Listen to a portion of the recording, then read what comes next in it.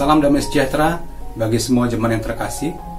Saya percaya penyertaan Allah nyata bagi setiap kita yang telah dibenarkan dan hidup dalam kebenaran Allah.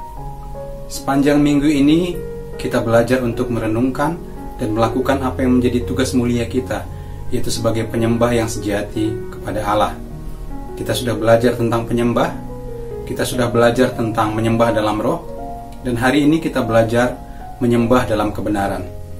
Firman Tuhan dalam Yohanes 4 ayat 24 dikatakan di sana, Allah itu roh, dan barang siapa menyembah Dia harus menyembahnya dalam roh dan kebenaran. Sejak awal penciptaan itu Allah rindu persekutuan yang intim terjadi antara Dia dengan manusia, dan bagaimana manusia bisa menyembahnya.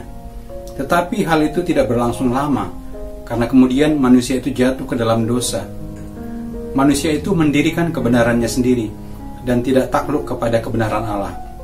Akhirnya mereka terbuang dari hadirat Allah dan mereka tidak dapat menyembah Allah.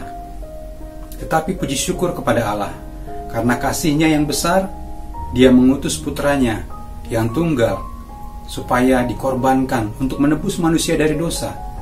Dan bagi setiap manusia yang mengakui dosanya dan percaya kepada korban penebusan Kristus, mereka itu dibenarkan. Dan akhirnya kebenaran itu membuat mereka dapat menyembah Allah. Raja Daud pernah menulis di dalam Mazmur 24 ayat 3-4. Di sana dikatakan,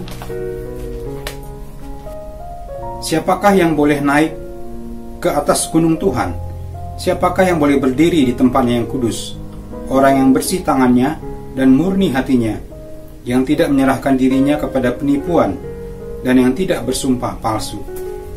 Bapak Ibu Saudara, ketika kita menyembah Allah, maka kita wajib hidup dalam kebenaran. Kita tidak dapat menyembah Allah ketika kita memiliki dosa, ketidakkudusan, karena itu adalah ketidakbenaran di mata Allah.